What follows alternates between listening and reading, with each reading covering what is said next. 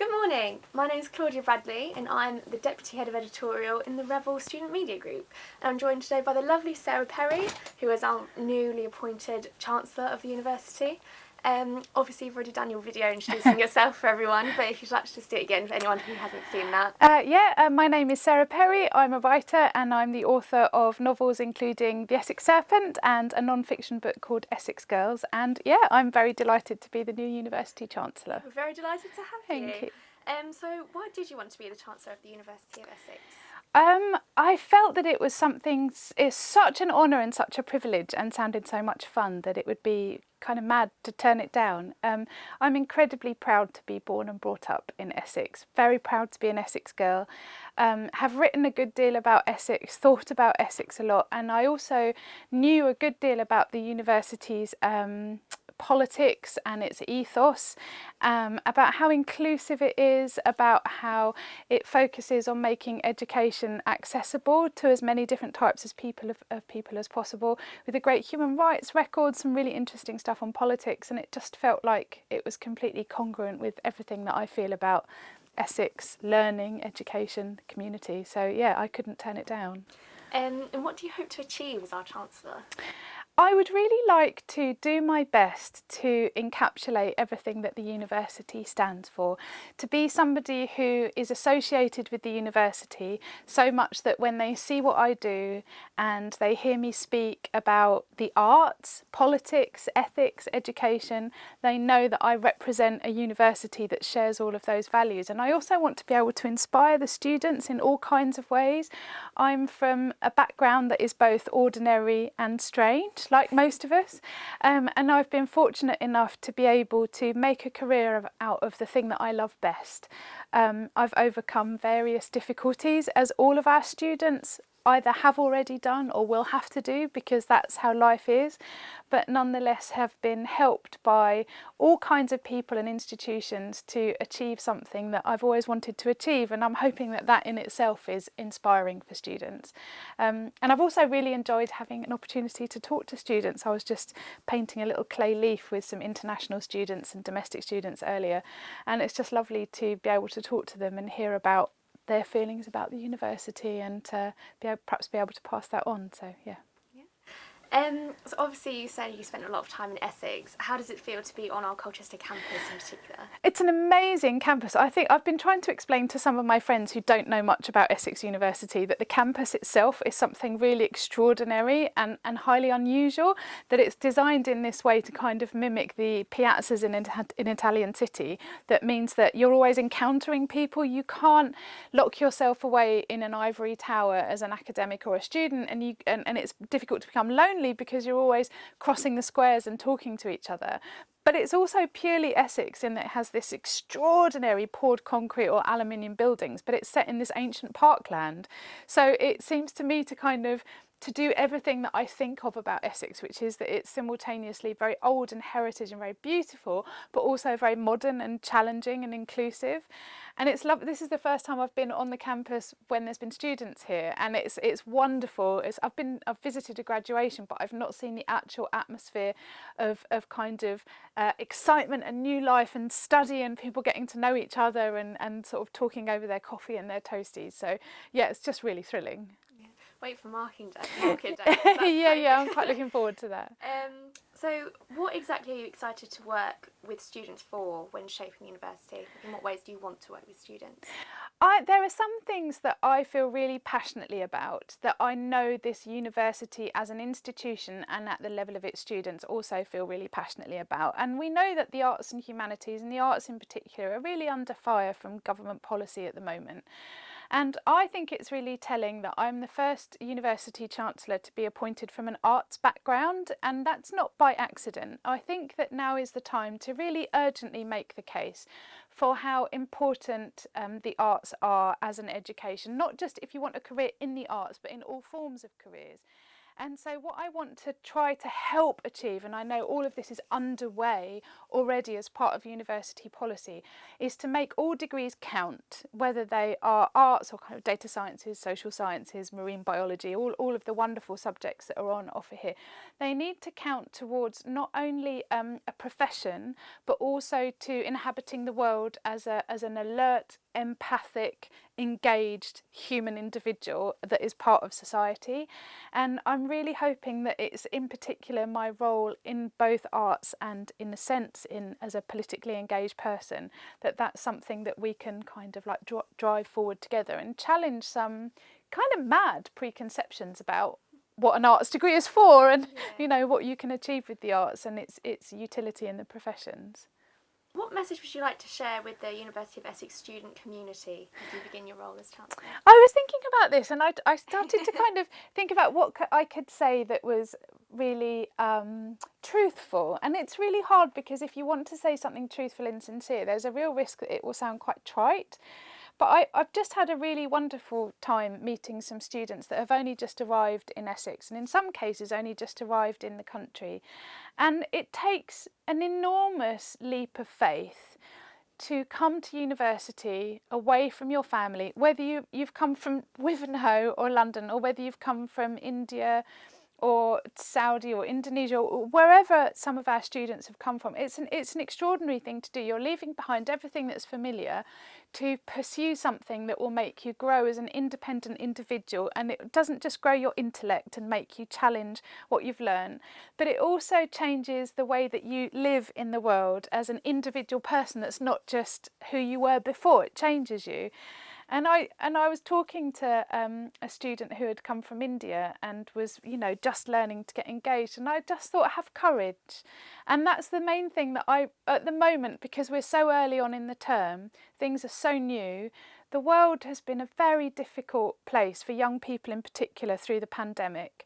We've faced terrible existential challenges to our health, to our society, to our educational institutions, and all of our students arriving here are taking a big step of courage, and it's a brave thing to do.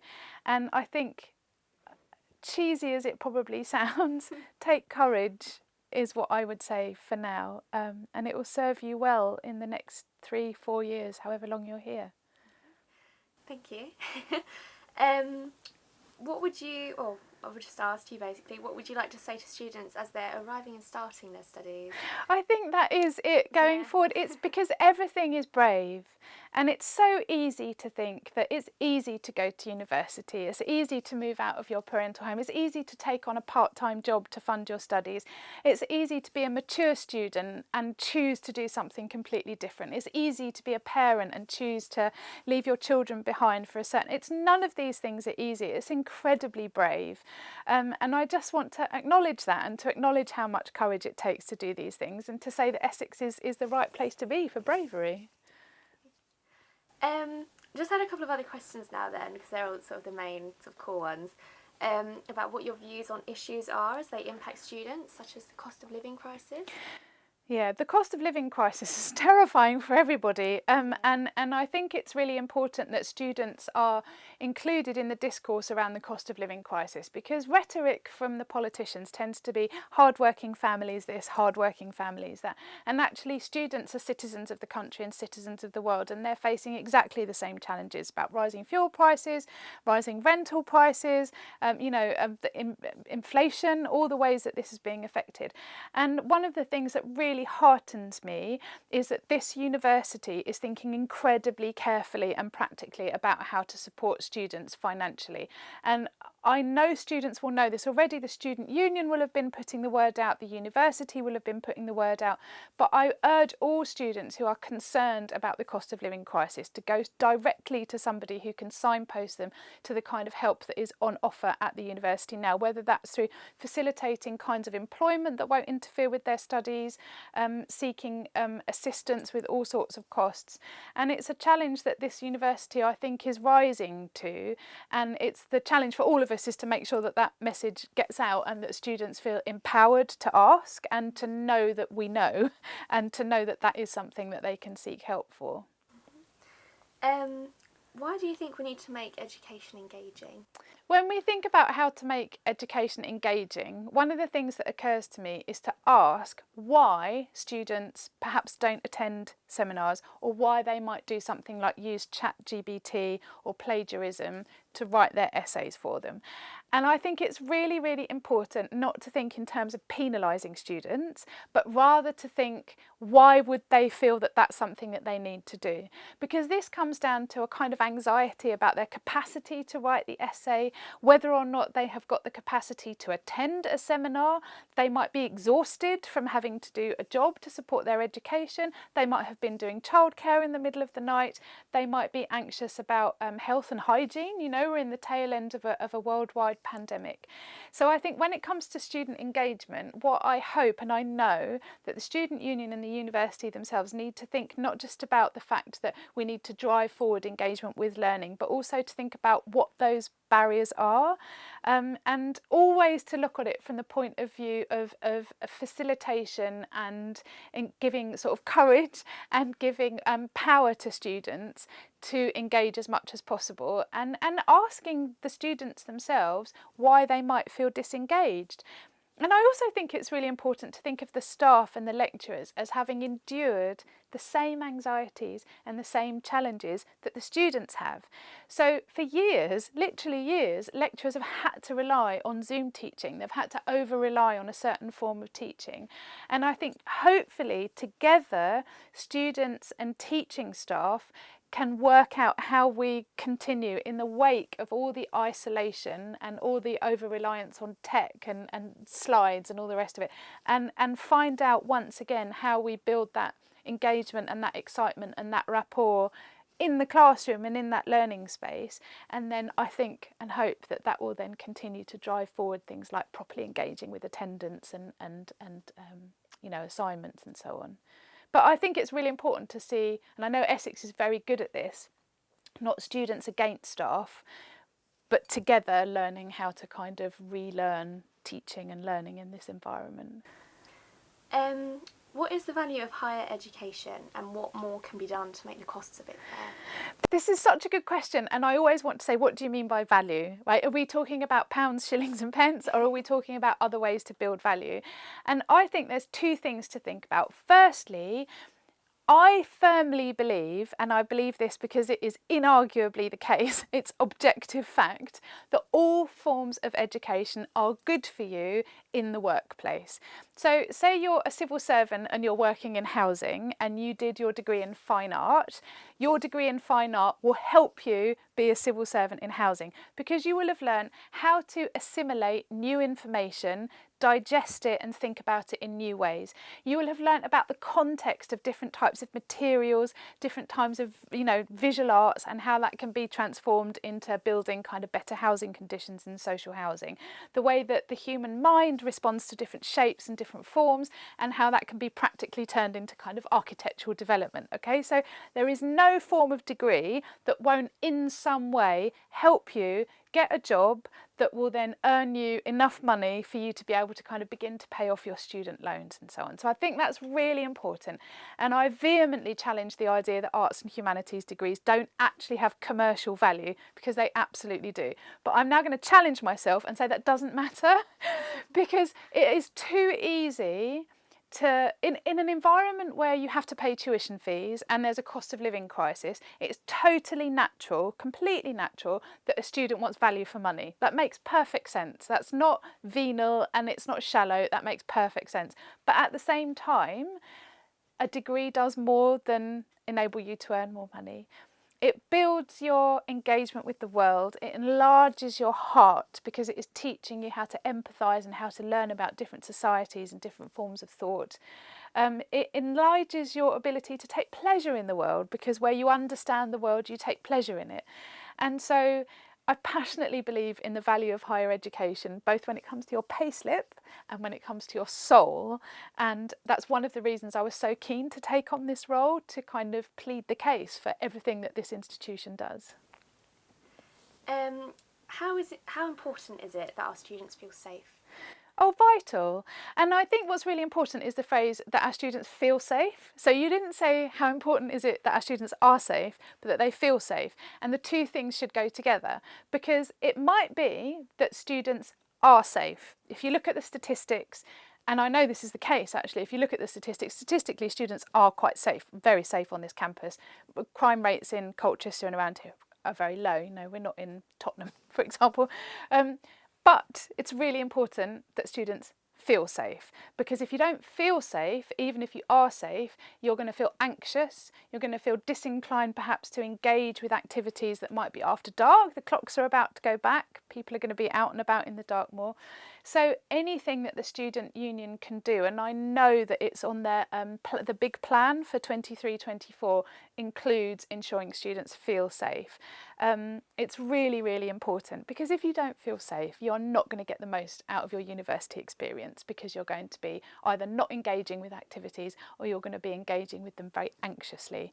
So I'm really glad to see that it's such a big priority for the union actually.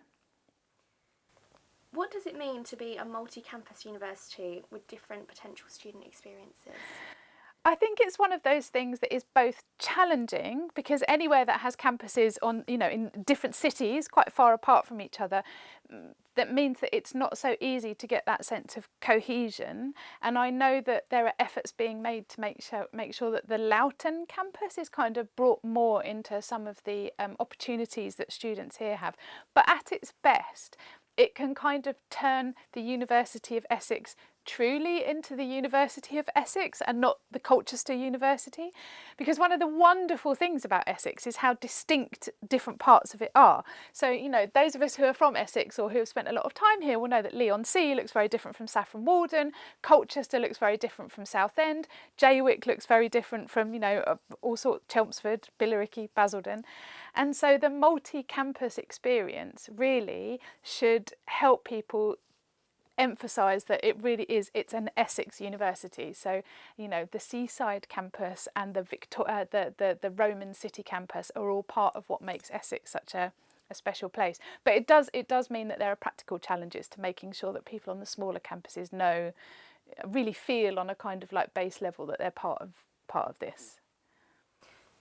So we're on to my last question now, but you've also very much answered it already. Why are arts and humanities subjects so important? So just, was there anything else you wanted to add about that? I just think that one of the really interesting things about Essex University in particular, and students generally, is that the more you say something doesn't have value, the more particularly a government might suggest that something is valueless or should be suppressed in some way or sidelined, if not suppressed, the more you want to do it. And what I really hope is that the more people open their newspaper and hear that the government is once again saying that the arts have no value, the more we have the courage to say, yes, it does, and to show that it makes us better employees, yes. It makes us great in the workplace, yes. But it also makes us better citizens of the world, and I really believe that passionately, and I know that this university is going to produce arts and humanities graduates that are better citizens of the world than if they hadn't done it. Thank you very much. Good questions. You can tell I just had a cup of coffee. I'm only supposed to have one cup of caffeinated drink a day, and I've had two.